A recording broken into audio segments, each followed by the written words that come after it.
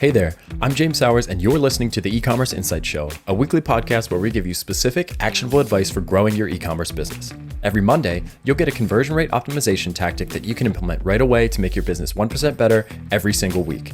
Every Thursday, we sit down with industry experts to go deep on a specific aspect of running a successful e-commerce business.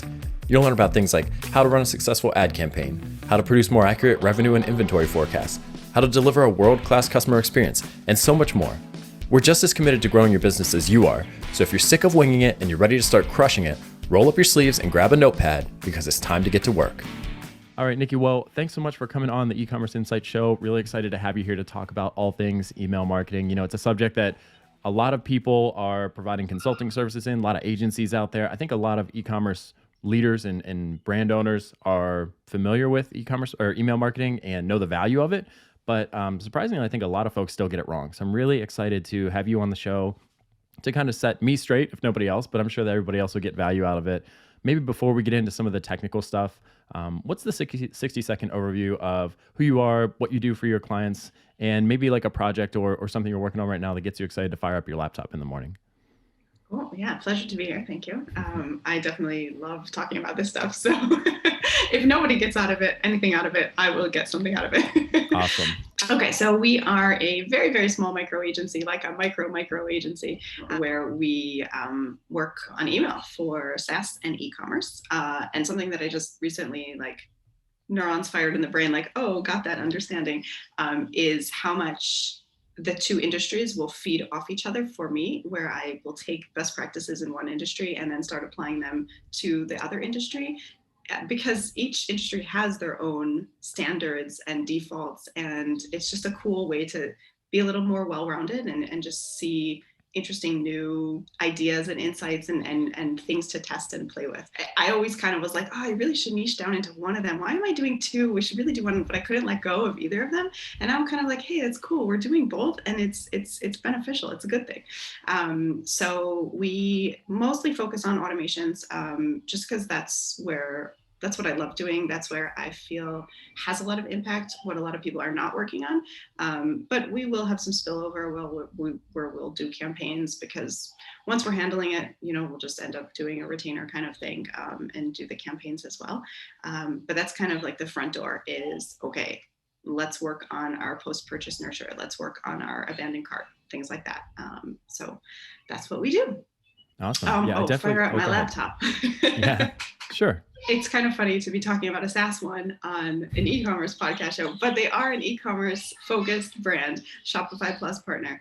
And I'm just really excited about it because the project is for Elevar, which is a GTM, tagging data. It's like fun data stuff, where just kind of making sure that your data is accurate and you have clean data, basically, because there are so many pieces of tech that we have as e-commerce merchants, that are all talking to each other, but are talking to each other wrong. So just making sure that all that, especially with all the new privacy laws of iOS 14 and all this good stuff, just making sure that everything is accurate across the board. And so we're working on it in activation sequence, and it's just very exciting because they're such an awesome brand. They really listen to the merchants. They're just so nice. They're just really, really awesome people, and their customers are so happy with what they can accomplish. So it's kind of fun because I'm on the other side of it as well, using the data and saying all my clients should be using Elevar. So it's kind of full circle, sort of. I feel like I'm talking blah, blah, blah, blah, blah. Did I make any sense at all? No, that did. No, I get it. It's always good to work with a great team too. The interpersonal aspects of client work often get overlooked, right? But it's the product has to be interesting, the subject matter has to be interesting, but also the people have to be good folks to work with, or else it's not going to work for either party, right? Either they're going to fire the consultant or the consultant's going to fire them. So it's great that you found a home with, was it Elevar? Am I pronouncing that right? Yeah, it's great that you met them, and it seems like a match made in heaven so far. Maybe we're still in that honeymoon phase. Maybe we'll find some blemishes down the road, but probably not. They sound like a good team. We have been working together since last year, August, I think. So this is a new project, but we have been working for a while. So I think we're past, maybe not. Yeah. Maybe it's still, we need that year to get out of the honeymoon. But, right. And also that's a really good point that you touched on, that the great team also does filter down into the product, because, Mhm. the same way they'll listen to me as a consultant, they're listening to their customers too. And like, especially their field is changing so much right now. Like all the data laws are really changing, and they have to be on top of that and listening to what's happening and changing based on that, which I can't imagine is easy. It's really like, you made a great product and it worked really well and it was awesome. And now you have to reiterate and just, and they're going with it. So Yeah. yeah, definitely. We all have to be really flexible and adaptive in these days right now with everything going on in the world and in business, especially e-commerce. So it's kind of crazy. You said you focus on the automated sequences. Definitely want to get into those later, but I think one thing that jumped out there is the relationship between SaaS and e-commerce, which is maybe not immediately intuitive to a lot of folks, but I interviewed Val Geisler on the show, which I'm sure you know, and I said the same thing to her. I'm like, man, software is so far ahead of e-commerce in terms of certain areas, right? Like they've been operating on a subscription model for a long time. And now the thing that people are banging the drum about in the e-commerce world is like get customers to a subscription, get them to some kind of membership community-based thing, get that recurring revenue foundation. So you're not constantly trying to like replace revenue from one-off purchases or whatever. So it's like, if you look at the SaaS world, they're so familiar with increasing customer lifetime value, focusing on retention and managing churn, getting that expansion revenue, getting people to upgrade to new plans. Like it doesn't translate one to one in the e-commerce world. Like you're not getting somebody to go from a basic plan to a premium plan usually. But there is something like if they're buying your foundation, you also want the concealer or whatever. Like I don't know anything about makeup, but you want to kind of like you want to increase the overall value of that customer. And one of the best ways to do that is through email. So I think your point's very astute is like, if you're struggling with email marketing strategy or you're running out of ideas, or you feel like you've kind of like captured all the value you can, just subscribe to a few SaaS newsletters or sign up for some free trials and just see how they communicate with you. Cause a lot of that stuff can be kind of tweaked a little bit and applied in an e-commerce context and can really make a big difference in terms of customer engagement, but also financials, right?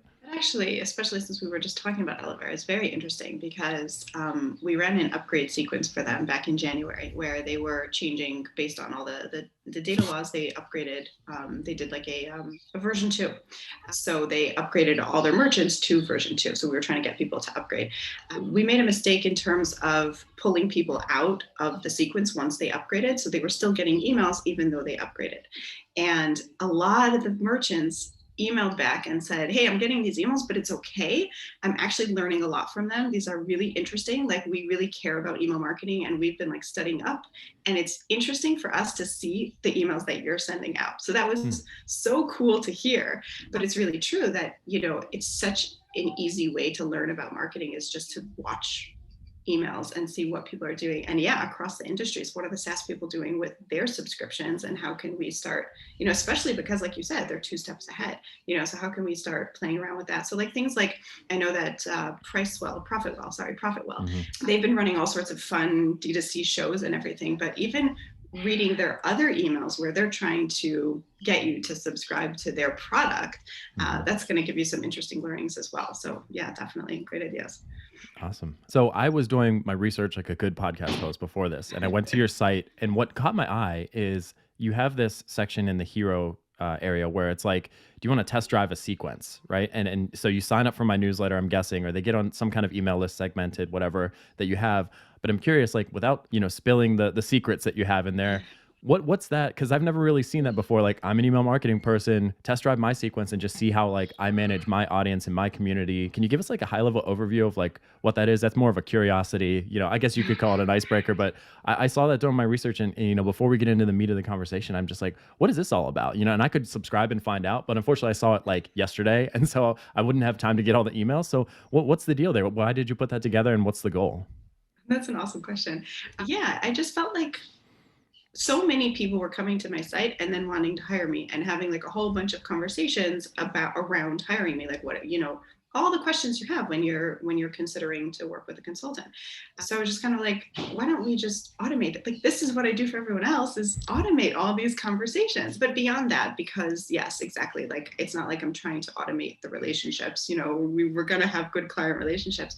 Like the questions of like, can we see a sample, is like, well, I think this is really what started it. Was every industry and every brand is so, not industry, every brand and every company and every, like, they're all so nuanced in terms of who their customers are. And so many times I would send a sample and they'd say like, oh, but no, we can't be that, we can't have that voice and tone. Like, do you do this kind of voice and tone? Like, we're much more buttoned up. Can we, like, so there would just be this like conversation around samples that was just, okay, fine, let's scratch the customers, like just see how I work in terms of like how I will write for you and how I default to the strategy. And something interesting is you mentioned that you wouldn't be able to get the emails in time. So one thing that I did was that instead of it being a drip of one day, you can click and just get them on your schedule, because that's something that really frustrated me always with e-courses was I would sign up one day and then like I wanted that information now. I didn't want to wait 5 days for you to drip it out just because like that's the best practice.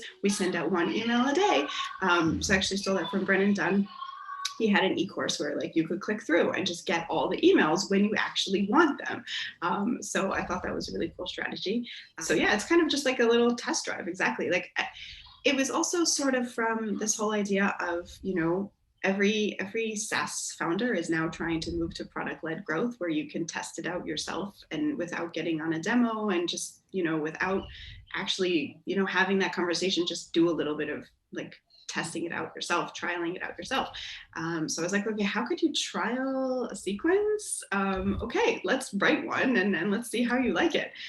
So that was kind of like a bunch of the thoughts around that test drive. And then, yeah, at the end, you can choose to, or maybe at the beginning, you can choose to be in the newsletter. I don't remember if I set it up in the beginning or the end, you'll get the rest of the newsletters or not. If you just want to see if you want to hire me, then you could just take the test drive too. So yeah, that's really smart it's really smart to use the choose your adventure kind of model, because especially if the context, I mean, that just accentuates how important it is to know your customer, because like if you know that these are clients who want to see a sample of your work, like they probably just want to rifle through 6 or 7 emails, and like you could have just put that in a Google Doc and said, here's a welcome sequence I wrote for my own business, like review it. But that doesn't really feel as polished as like at least getting them into their inbox, like seeing the emails, how they're designed, maybe they're plain text or whatever, but like just seeing a real tangible example. And then, okay, well, I got one, I want the next one right now. And right now, so they can still like move through that at an accelerated pace and knock it all out in less than an hour, right? They could just rapid fire click through that, and I'm sure they get delivered pretty much right away.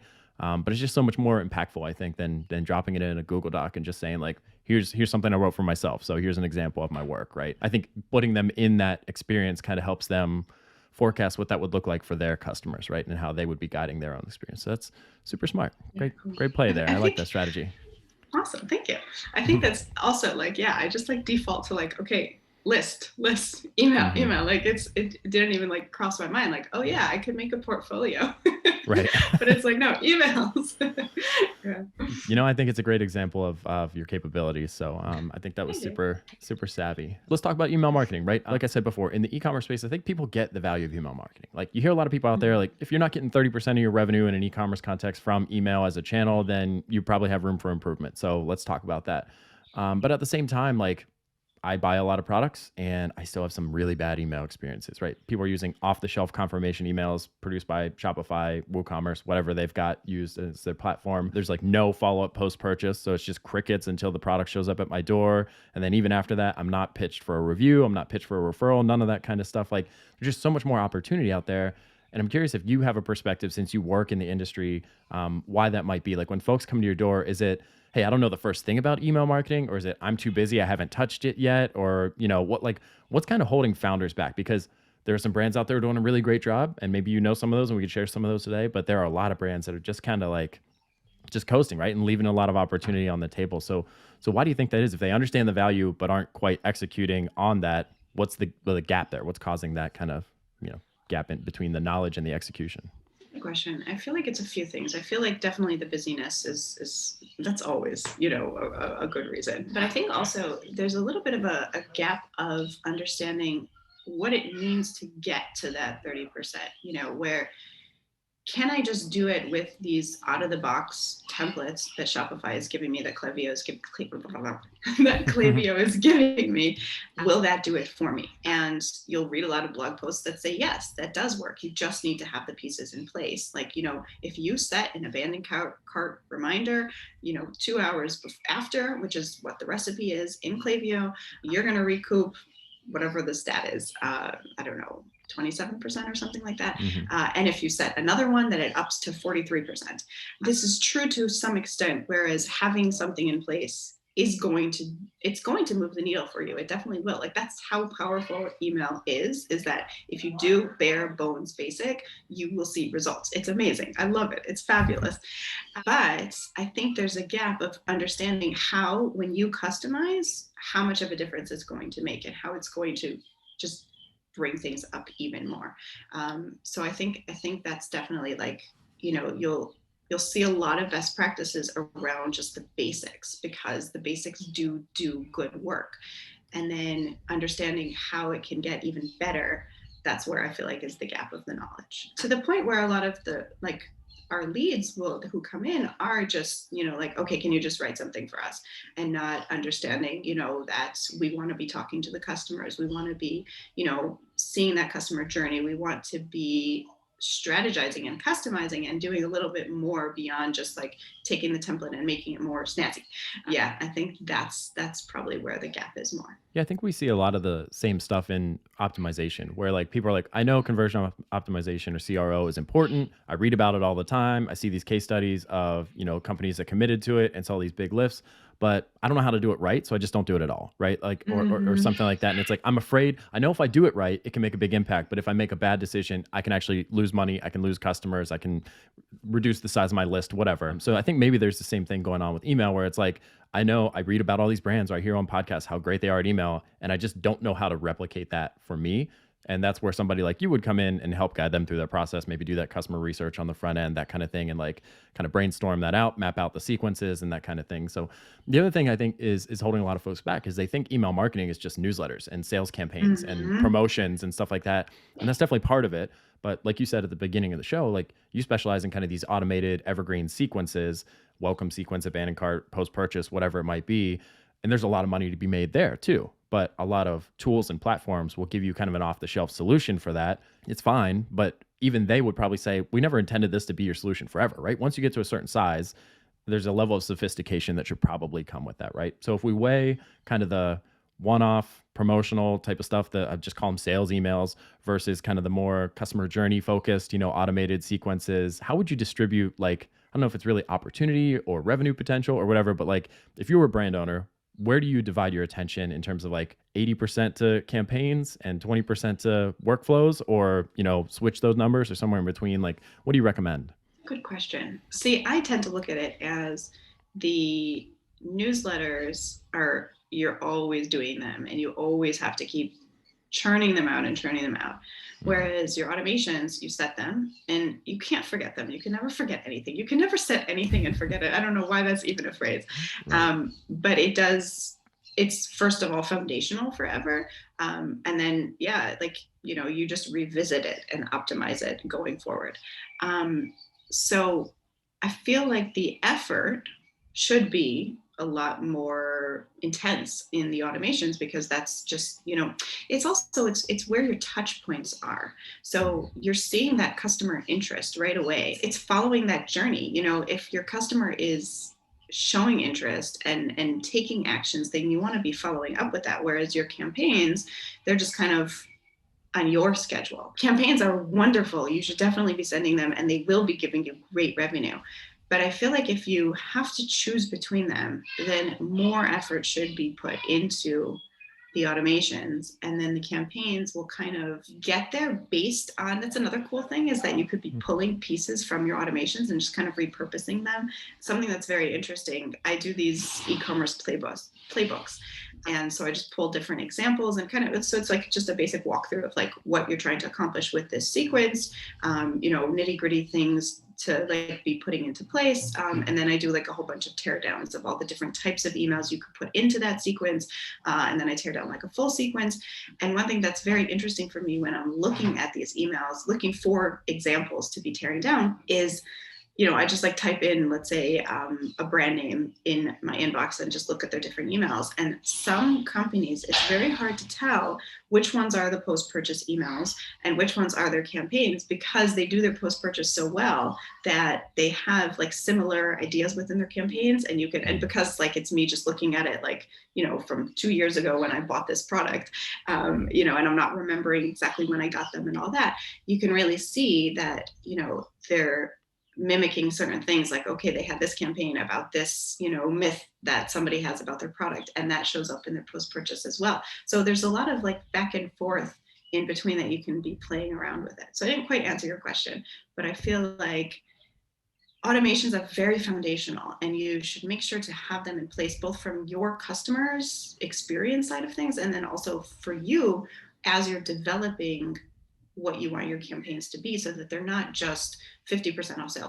Okay, no one does a 50% off sale, right. But sale. So like, what are some thoughtful things that you can be doing that are not just content, that are sales emails that will get that sale, but are beyond just a discount or a promotion, and are more, walking them through objections or educating them about your product, or things that are a little more strategic, that you will naturally be able to pull from your automations. From my seat, it sounds like campaigns or the promotional emails are more of a volume play, right? That's like being present in the inbox, staying top of mind, nurturing those relationships frequently, right? Being on a consistent cadence. Maybe you hear from us every Thursday or something like that.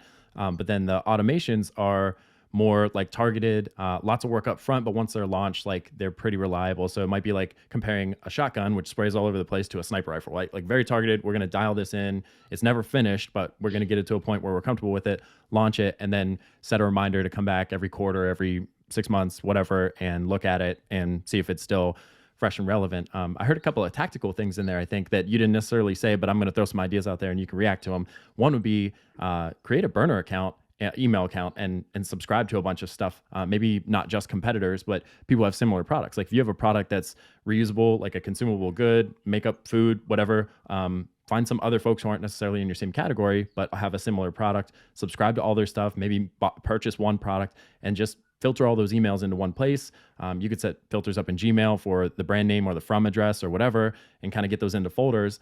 And then you can just go back and look over the last year, like how have they communicated with me and what can I take from that and maybe apply to my business? I mean, I hesitate to tell folks to do that blindly, right? Think about it. Think about your customer. Think about what's important to them. What's working for one person might not work for you, but that's an option. And then the other thing I heard is this interplay between, the automated campaigns, the workflows, and the sales promotional emails, and kind of like blending those two, taking something from the campaign, putting it into a weekly email, or vice versa.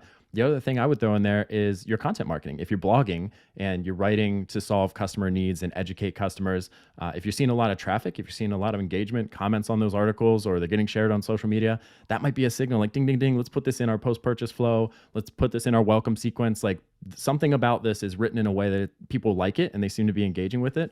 So let's put it, somewhere in that customer journey, either right before the sale to get them to the sale, or right after the sale to make them feel good about it and get them buying again and telling friends. That's something that stood out to me, but I don't know how you feel about either of those ideas, the build the burner inbox or the share content marketing insights with the email side of the house as well.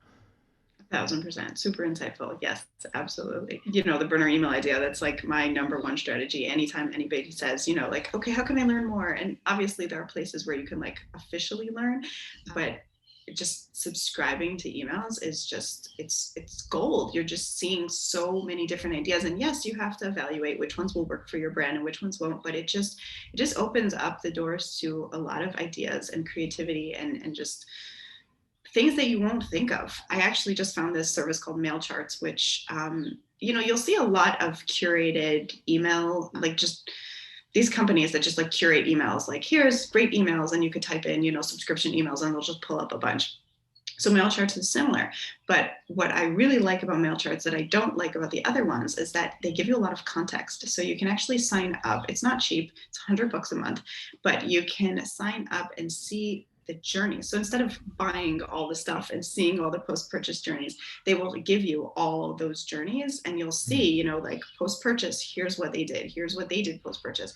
Here's that whole abandoned cart sequence. It's just like seeing like tons of this stuff with all the context of that. So it's also similar to the other ones where you have to kind of understand the context, and like getting it in your inbox is definitely the best, but we can't just buy everything just to see all the emails. So I thought that was a really cool angle where you get a little bit more of the context and you get to see, the interplay between things. It was just cool, and like I love reading these emails because it just gives so many ideas and so much like just food for thought kind of stuff. So if you are hesitant to create an email and get a whole bunch of emails, then there's another option. So Yeah, because that's it's definitely funny. the biggest, like, oh man, like I have to get more emails in my inbox. Like, no. Right. So It's funny. People will say that, but it's like, oh, if only there was a way for you to have a separate inbox that wasn't cluttered with all your actual important stuff. Like if only you could just create a separate account, just one more password, right? And then you have all that in there and you can set up filters and everything. The other thing I was going to say is it's funny how like if somebody decides they want to start a garden or like they want to they want to refurbish a car or something, like you go to the library, you go online, you research, you learn how to do it, and then you do it. But with email, like people don't do research. They don't like go research how other brands are doing it. They just kind of like throw something in a Google Doc and then they put that in a pretty email and then they launch it and they're like, I hope this works, right? But it's like there is a lot of information out there. You just gotta do the legwork. And like we talked about earlier, brand owners, especially for smaller brands, are very busy. And so I don't fault anybody who's like trying to get minimum viable email marketing going. But at some point, it's probably good for someone to take the time to actually do that kind of like market research and get some ideas going and then bring that back to the team and figure out what's right for you. Very astute observation there. I got a question for you about email design. So you straddle this kind of e-commerce and SaaS clientele. I feel like in the SaaS world, it's much more accepted to have kind of plain text or text-based emails, whereas like on the e-commerce side, I see a whole lot of very stylized, like big pictures, lots of brand colors and flourishes and like these little elements. It's not plain text by any means for the most part. Now, when you work with your e-commerce clients, are you advocating one way or another? And is maybe a sales promotional email designed a little bit differently than one of those workflow emails, those automated sequences that happen based on a trigger or some kind of customer activity? I've come a long way with this. This has been like a journey for me because I came in through the SaaS side of things and I see all these e-commerce emails and I was like, you can't do that. Don't you know, like you need plain text. That's what people will read. That's what people will feel personal. Like you can't just have pictures. And then listening to the brand owners saying like, well, we did these photo shoots and like people need to see the products. And I was like, oh yeah, they actually do. You're right. People do buy with their eyes. And so coming to this idea of the marriage of images and text, and that plain text is not always the best fit, especially in e-commerce. So it's been an interesting, just understanding that each industry does have their defaults for a reason, but then seeing, okay, how can we bring things up a notch? Because yes, those campaigns that are just pictures, 50% off, nothing persuasive to them, that's not going to do as well as something that has some text to it, that has some strategy of compelling people to buy and moving them towards that conversion. Definitely you'll see a lot more with the automation side of things, the workflow emails. You definitely want to be doing a lot more of the persuading legwork. So you want to leave room in your designs for the copy, and not just like squishing it in, right. Or like sticking it in a GIF that you can't even read because it's moving too fast or things like that. But definitely, whereas a campaign is sometimes more sale-based, and that is the persuasion, is the fact that it's a discount. People like discounts, humans like discounts. You can get away with that. You can't get away with that forever though. So that's again where you kind of have to keep pulling back and adding in more copy to your sale emails and being more strategic and not just discounting or bonusing or all that kind of stuff.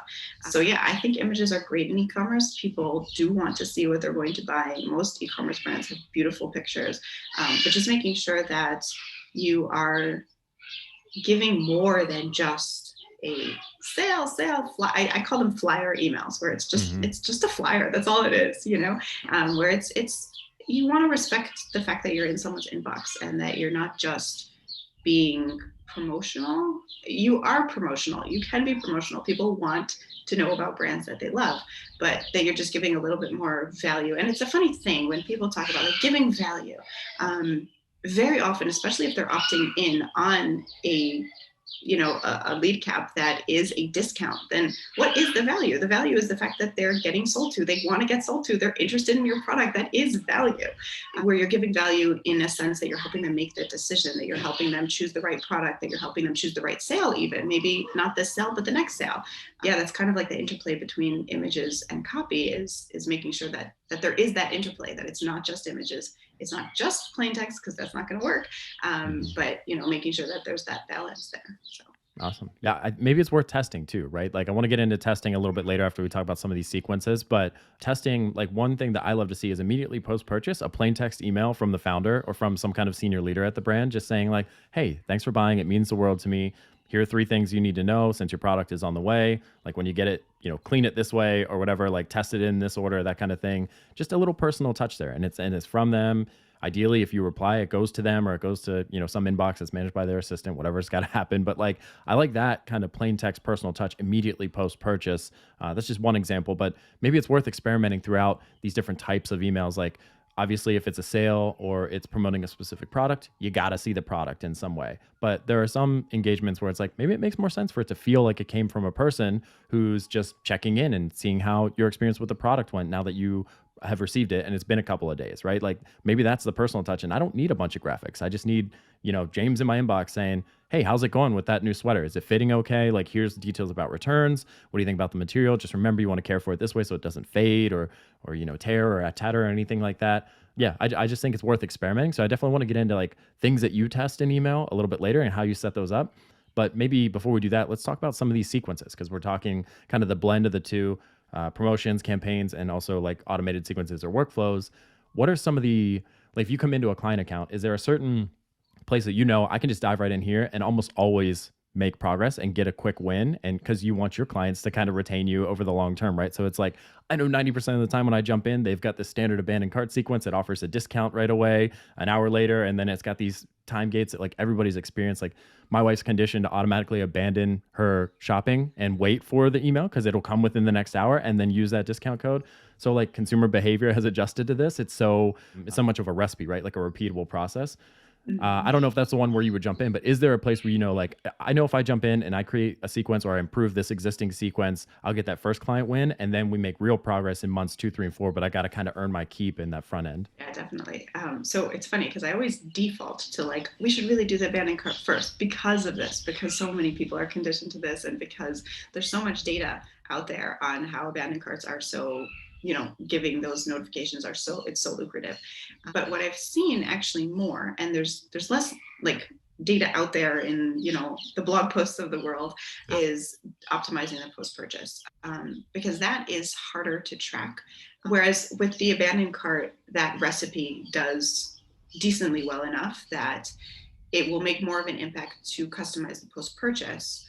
That like the basic template post-purchase does like and then once you customize it, it does like great. Whereas the abandoned cart template does like, oh, okay. And then customizing it does it great. So that gap of to great and then okay to great, I'd rather like focus on the post-purchase. And I think that's because they're already a customer. They've become a customer. So that they are warmer and they're open to more conversation. And also that you can follow that journey really well. When the item left the warehouse, when it's getting to them, when they're probably starting to use it, when they're probably reaching that like aha moment. So really being able to like follow through with that is going to really help them continue on the journey with them. And that's something that I don't see a lot in post-purchase nurtures is what besides the repeat purchase are you trying to accomplish, and like the repeat purchase might be that goal, and that's totally fine. That's a great goal. You are in the business to make money and sell more products. But like, what are some other ways that you can get them to that repeat purchase? You mentioned something previously, getting them to join your community, getting them to read your blog posts, just getting them in your ecosystem so that they're not just a customer, but a brand advocate. So moving them through these goals to all these different little micro goals until they get to that final, okay, I am going to do a repeat purchase, hitting that goal. There's like so many different touch points that you can follow through with the post-purchase, that it's just like a really fun, great way to optimize and get the customer to just feel happy about your brand. And it's a good win for the clients. And it also is kind of that foundational thing that I was saying before that can feed a lot. Once I start reading all the blogs and I'm like pulling which ones to put into the post-purchase, then I have all this information. And now it's like, okay, let's do the welcome sequence now because, I want to pull this. And, and it just kind of like feeds all that. It becomes very, foundational. Yeah, that makes a lot of sense because I can imagine it's one of the more robust sequences too. I mean, if you think about it, you Mhm. make a purchase and it takes a few days to get to their home. So that's automatically a week, and you can touch base with them several times or throughout that process. Maybe one of the emails I love to see there is like an FAQ email. So take your FAQ page that nobody reads and turn those into actual emails and say, like, hey, your product's on the way. I hope you're excited. You probably have a question about this, and here's our best answer for it. And so it's like, okay, yeah, when I get it, I can't wait to dig in there and, get it set up properly or whatever I got to do. But then after they receive their product, you can check in and see how things are going and see if they have any questions or they need a return. That's a great relationship building tactic there. And then further down the line, there are all kinds of things you can do. You could ask for a review. You could get them to join kind of your referral program to get rewards for sending other customers your way. You could pitch them on complimentary products, right? But what I love about post purchase, and I'm glad you brought that up, is kind of like the place you love to play first, is because there's never a higher sentiment between a customer and your brand than right after when they buy, right? Like I've already, that's the biggest commitment I can make in that moment. And I'm saying, I like your brand and I at least want to try it, right? Why wouldn't you make some of your most compelling offers or like make your most personal kind of like educational, nurturing, value-based propositions right there in those immediate days following that? Because like I'm just feeling warm and fuzzy and I haven't like gotten the product yet. So there's no chance I've had a bad experience yet. And I'm in this kind of like middle ground where I'm excited to get it, but I don't have it yet. And I'm feeling good about the purchase. But if you just kind of like allow crickets to set in and maybe there's a shipping delay or something like that, like all of a sudden I'm like, I don't even remember ordering this, right? I don't remember like what it was about or whatever. And if you don't use that space, then you run the risk of like losing a really strong connection with a customer who could buy from you again or could tell a bunch of friends about you. And I just think that's a really big missed opportunity that I don't know, the majority of brands that I interact with like aren't even touching that. And so I think it's really smart that you said let's jump in there and take advantage of it and then use that as kind of like the foundation or the raw material to go back and look at a welcome sequence and abandoned cart or something like that. That's a really good point about that emotion, like, yeah, anytime I buy something and then I see that name in the inbox, it's like, oh, my things, it's that excitement. And anytime you can get emotion in your inbox, in your customer's inbox, it's like a huge opportunity. So yeah, that's definitely like a big difference between, an abandoned cart or even a welcome to the email list. Obviously, they give you a little bit, they give you their email address. That's something that's valuable. That emotion is going to be high after that post purchase, definitely. Yeah. Okay, so let's talk about one of those other two. Do you want to get into the welcome sequence or the abandoned cart? Which one, like, where do you like to go next? I mean, abandoned cart's kind of like, I don't want to say it's established, but most people, it's like 2 or 3 steps maybe, and there's always a discount at the end, or maybe right away. It depends on how you manage your brand and whether you want to be like a premium brand or like how you lead. But I feel like that one's a little bit more established, so maybe we don't even need to address it. But like, I just think a lot of brands give the discount right away, and I'd like to see them at least reserve it for the end and be more of a Hail Mary, right? Like, first one is maybe, well, I don't want to do your job for you. So how do you feel about abandoned cart sequences? Let me get your thoughts, and then maybe I'll chime in if I hear anything that I feel differently about or I've had a different experience with. Yeah, I think the biggest problem that I have with abandoned cart sequences is that they typically have no information to them. They have no anything to them. It's just a reminder. It's like, hey, you forgot something. Hey, you forgot something. Hey, you forgot something. Here's a coupon. So often, it's not that I forgot to abandon my cart. I mean, listen, that definitely will happen that, you get busy and all that kind of thing. But many, many, many times it's the fact that you're not sure about something, you're like, is this really a good product for me? Is that, like, do I want to pay shipping on this? Or, how long is it going to take to get to me? There's just questions, anytime you abandon cart, there's often the questions surrounding it versus just like, oh, I forgot. So great, send out the forgot one. You reminded them, wonderful. Now let's hit some objections that people might be having. Let's talk them through and help them reach a conclusion. Either that could be like that FAQ email that you mentioned, or breaking it up into a few FAQ emails.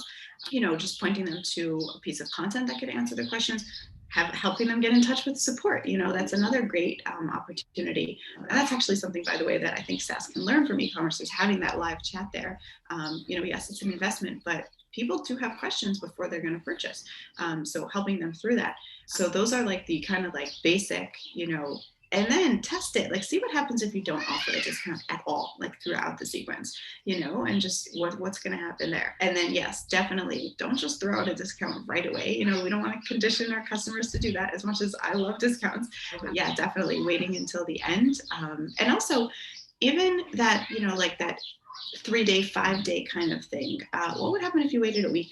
We are very much, we want our stuff right away when we want it. But sometimes if it's something that people are really thinking about or something that wasn't just like an impulse buy, something that they can wait on, what happens if you wait a week? Will they actually want it more because they've been thinking about it for the week, or because they were just kind of browsing then and now they're kind of like, yeah, I still want it. Like, imagine that the beauty of that full week, wanting it a whole week later, that means it's not just this impulsive decision. It's something like, oh yeah, I want this and I want to try that, and how they'll look forward to that and build that relationship a little better. So there's all sorts of fun things you could test with this, but just kind of thinking more from the customer side of things, where they're not just like, oh, I forgot, or, oh man, I left my credit card at home. It's that decision around buying, what's going into that decision. And you as a founder should know that, and probably do know that, especially if you're talking to your customers, what went into the decision of buying the product. That's a really cool idea for extending kind of the life cycle, because I think everybody thinks about abandoned cart sequence like this lasts 2 or 3 days, right? You get one an hour after you abandon, 24 hours, and then maybe 48 or something like that.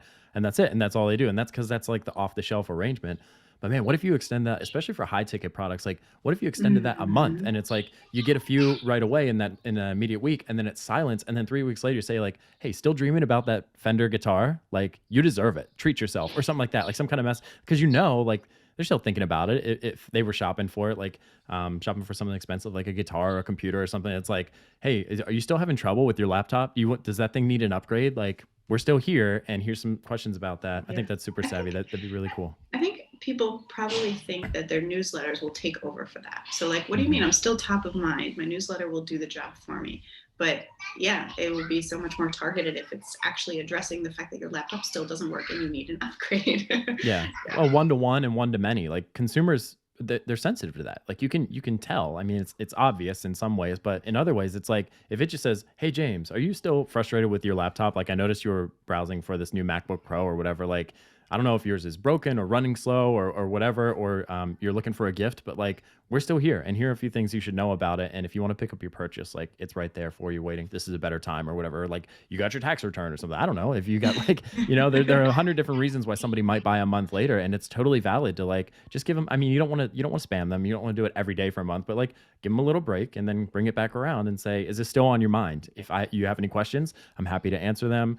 Or if the time is right now, or you're ready to commit to it, like, here, pick up where you left off. And I think that'd be super, super savvy. There was something else that you mentioned there that I wanted to dig in on. So like, what do you think about in the abandoned cart sequence, sharing somewhere in there, sharing like, here's how other people use this, right? And maybe it's your team doing like a quick little 60-second YouTube video using the product, or it's like customer reviews, but it's like segmented based on what was in their cart. And it's just like, okay, so maybe it's FAQ, maybe it's how can we help, like hit reply and our support team will step in. And then it's like, here's why Stacy from Wisconsin loves this product, and here's her review, or here's her using it, something like UGC. Like, I think that is kind of underutilized too. I almost never see that. And I'm just wondering, like, you have 397 reviews on your product page, like, use that to help somebody buy in an abandoned cart sequence context, right? That just feels like a missed opportunity. Yes, definitely. I love review emails. They're so, just reading the reviews, like all of a sudden you're like, why can't, like, of course I need to buy this, like I'll be convinced, even just writing the emails.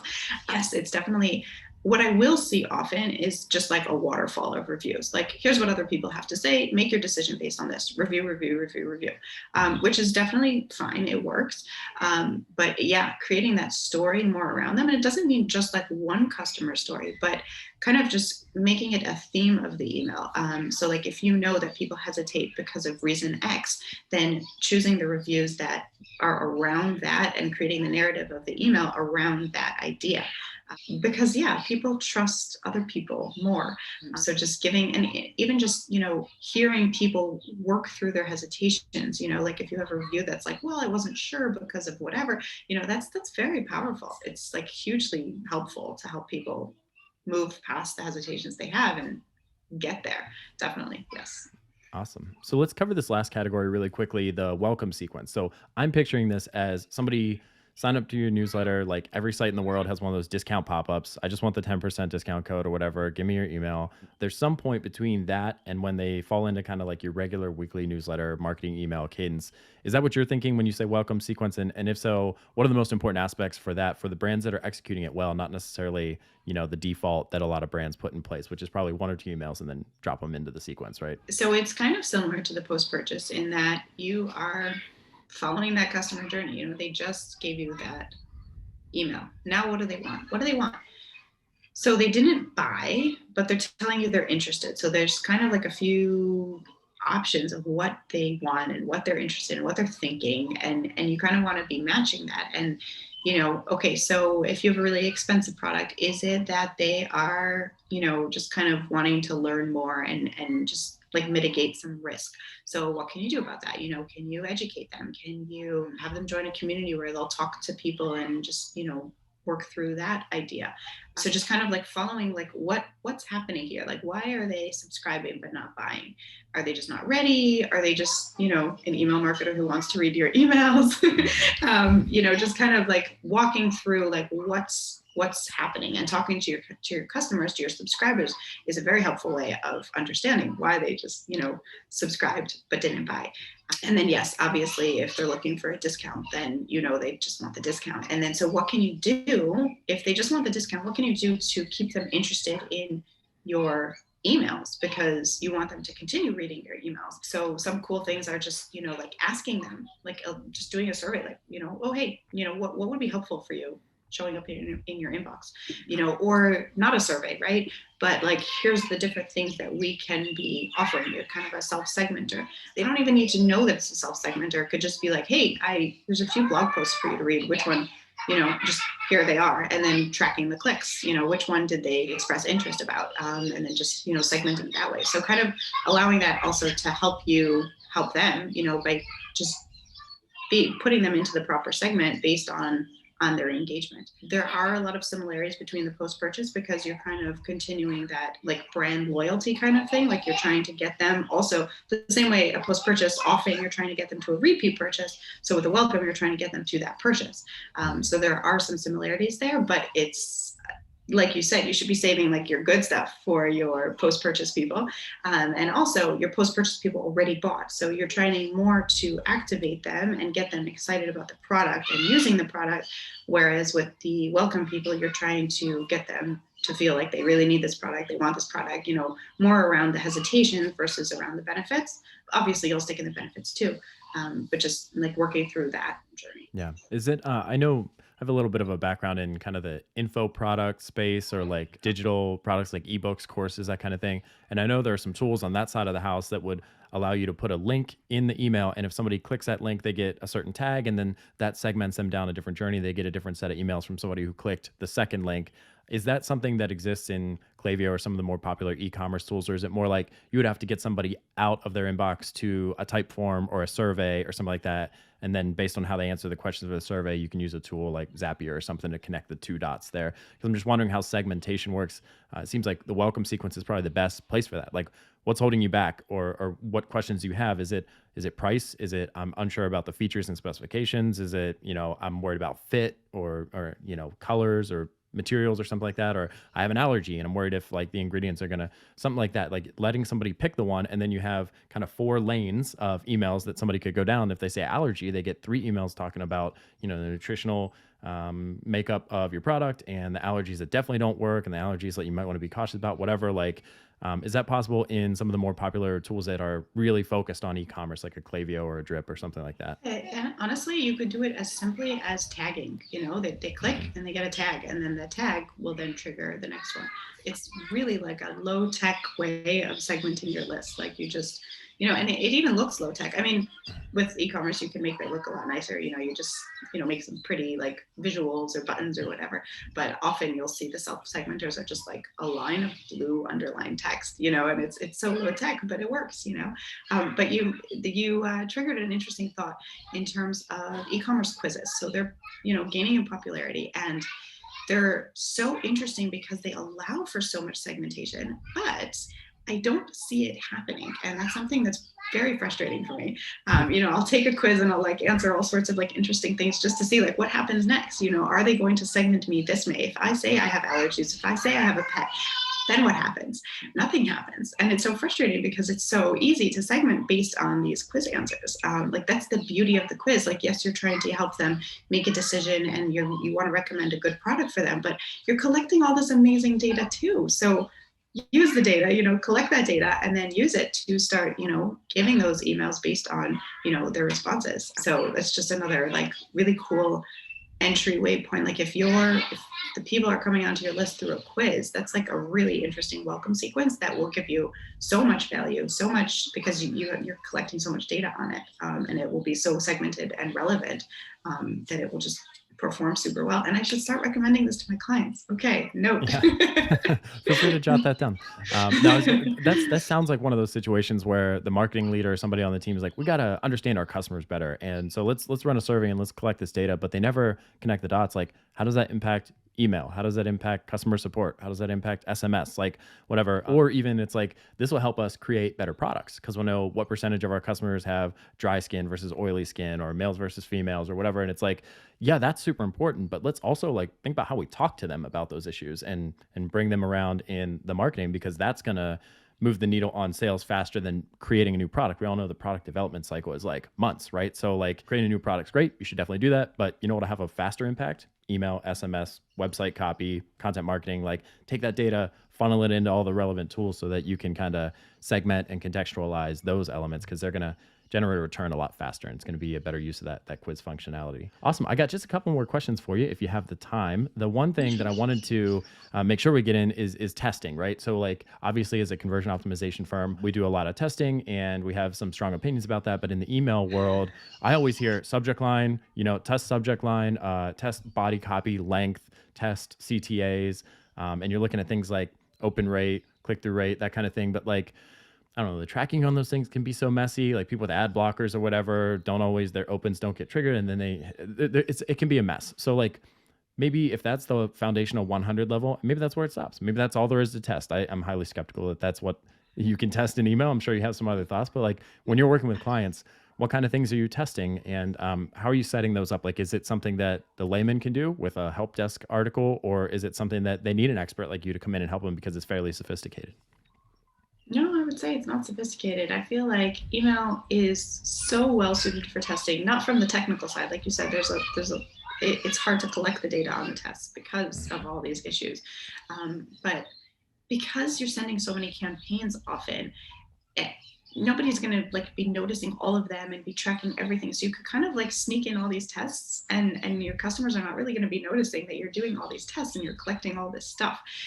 So I feel like it's a really fun way to just, it's low risk, because you're like, well, no, I can't change the hero on my website because XYZ, like it's so much more of like a bigger deal to test something big.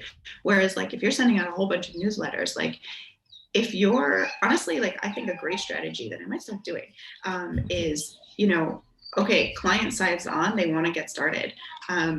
What's our first step? Well, let's just start testing things and see what the audience responds to. The best way to start doing that is with the newsletters. You're sending them out so often. It's just going to give you that fast data really quickly. People are not really going to be noticing and like chafing at the fact that like your brand voice changed because you were just testing this brand voice. So it's like a kind of low risk, quick way of testing a whole bunch of like things off the bat. So it's definitely like testing with email is lower risk. And yeah, I test way more than just subject line and button copy and all this kind of stuff. You want to be testing your hypotheses of, like, take your post-purchase nurture.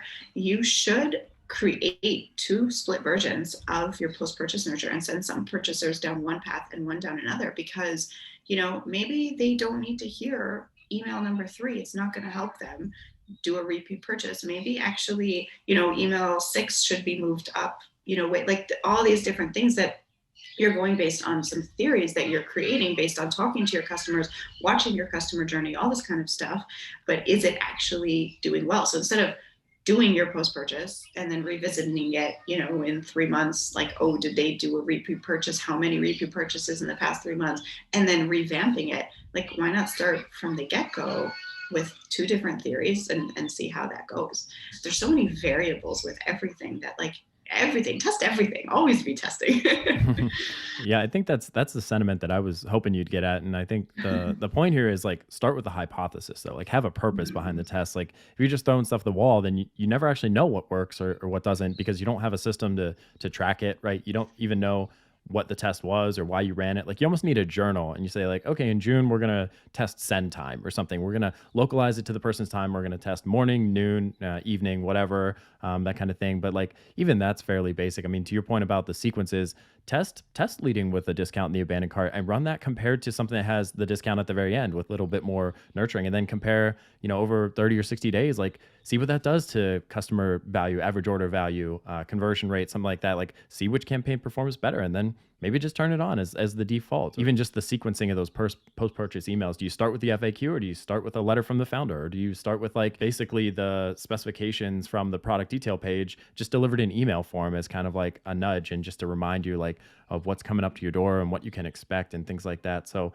I think the point is start with a hypothesis, have some kind of an idea of like what you're expecting to see, right? Hypothesis is if we use personalized subject lines, that open rate will increase, and then see if that happens, right? But if you're just kind of like winging it, then you can't really expect big time results, because you just kind of, I don't know, you don't have much of a system behind it, and you don't really know why you're testing. You're just kind of doing it for the sake of doing it. And I just don't think that's effective in any area of the business, especially email. I think that's a cool point where you were saying, can any layman do this themselves? And I think one benefit that we have as an agency doing it is that we will create these, kind of like little mini presentations before, like, okay, here's our hypothesis. This is what we're working towards.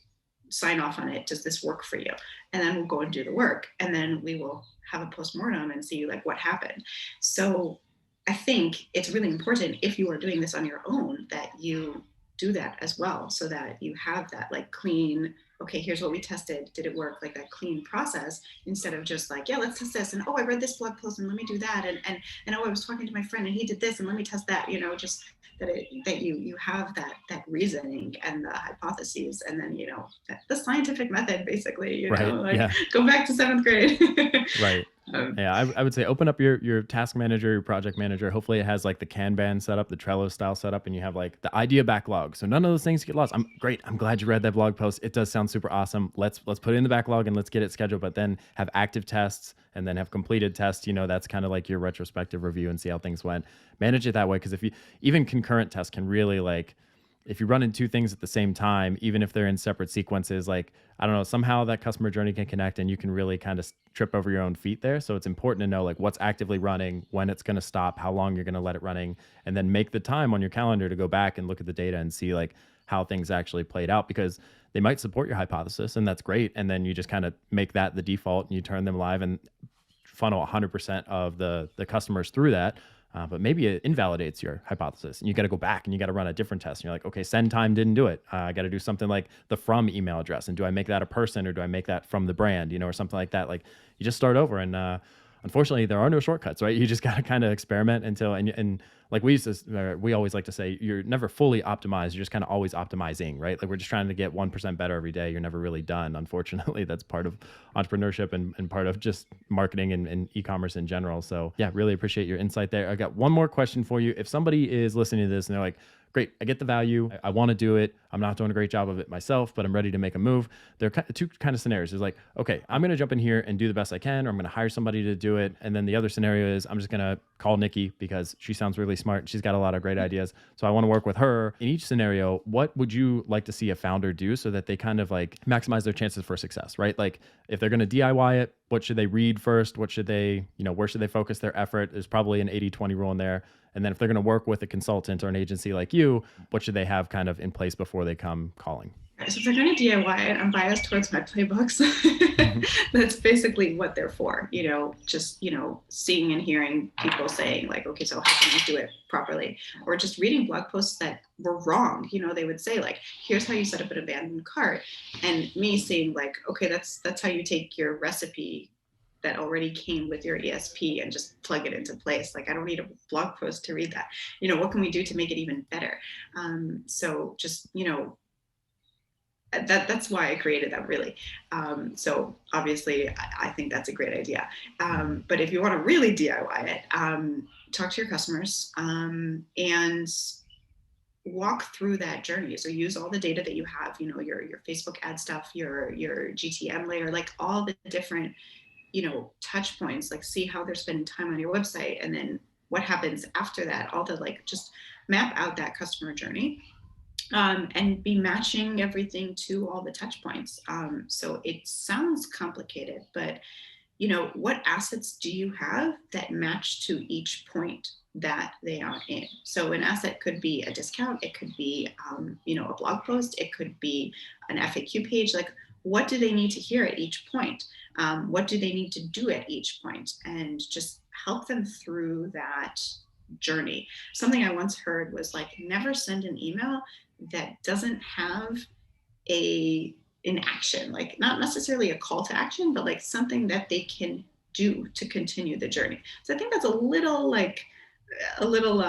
fanatic, that you should never send an email like that. I think there are instances when you will, but let's say that post-purchase confirmation, you guys just published an awesome blog post on that, where like you want to continue that journey. Don't just send that confirmation email and that's it, done.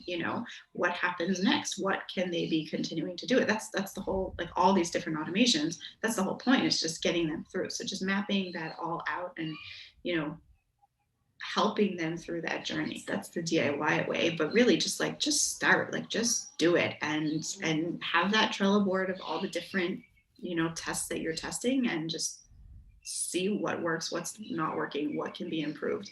Starting is so important because email is so powerful, and just do it. That's what I would say. Nike had it right. Yeah, right. And they paid, what did they pay, like $30 for that tagline? Or was it for the logo? It was for the logo, actually. Who wrote the tagline? No, I'm ashamed of myself that I don't know this. I don't know that either, so don't feel bad. I'll have to go Google it. And then in terms of hiring, I would say you want to know what you're trying to accomplish, like what metrics are you working for, what you have to offer, in terms of like that customer journey. So what's interesting is that you can discover all this with whoever you hire, and that should honestly be a guiding point for you of, like, do we want to hire these people? Are they actually going to do good work for us? What's their process? Can they talk to our customers and discover this for us? Should we be doing it ourselves? Can we trust that we could be doing it ourselves? Which I actually think that most founders can be trusted, because they live and breathe their brand, like there's so much in there. But like, how can we evaluate whether we will be doing a good job, an unbiased job? What will my agency be doing with this information? And just kind of like laying out the foundation so that the work could be good, in terms of knowing what you want to accomplish and what you have to offer, in terms of like your intel, basically. I think that's a great answer. And, the only thing that I can even think of, from the agency perspective for what we do is like, just have a certain amount of time that you're definitely going to commit to this, because results generally don't come tomorrow, right? Or even next week. Like, they take some time, especially if you're doing your job right. Email is probably one of those areas where you can see more of an immediate impact, because you're already sending it, on a weekly cadence or whatever. And like, you can kind of make an improvement and maybe see a little uplift in sales from a promotional email. I mean, put a 50% discount in there and you'll see an increase in conversion rate. So that will definitely happen. But the reality is, like, you should probably commit to this for, I don't know what your timeline is, but at least like 60 or 90 days, I would think, to get in there, take a look at the sequences, do some customer research, like figure out what you already tested and worked or didn't work, come up with a hypothesis, that kind of thing. Like, these things take time, but oftentimes, at least in our business, it's like the first 60 days might not look great, but the next 60 days sure do. And it's kind of like this compounding effect of like all the legwork done up front gives you the context and the nuance that you need to do a really good job from there on out. And then you have those kind of indefinitely because you took the time up front to lay the foundation. I don't know if that's the case for your business, but I wanted to share that because, like, from our perspective, that really helps too, to have reasonable expectations around like how long it will take to see kind of that significant impact from the investment. And just knowing that like you're playing the long game here, right? You started the brand for a reason. You wanted to make that your life's work, at least for some amount of time that's measured in years probably. And so why would you only give any agency or consultant 30 days to prove their worth? You know what I mean? Like, so that's my feedback, but I don't know if you have any reaction to that.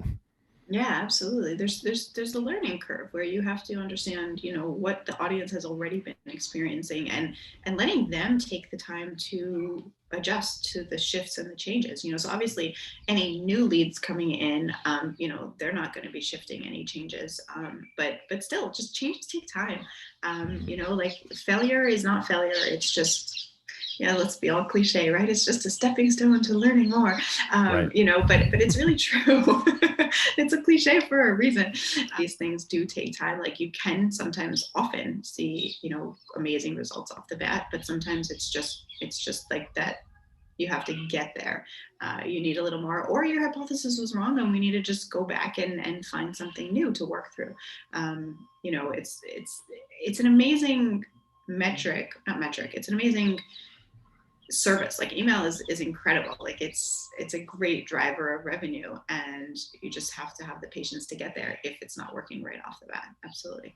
Yeah, totally agree. Well, Nikki, thank you so much for your time today. I know this conversation has been a delight for me, and we didn't even get into segmentation or any of the more advanced stuff. So maybe we'll have to have you back to talk about that and really nerd out on email marketing. I know you're at NikkiElbaz.com and Twitter.com/Nikki Elbaz. I'm very jealous of both of those things because I have neither of my .com nor my Twitter handle.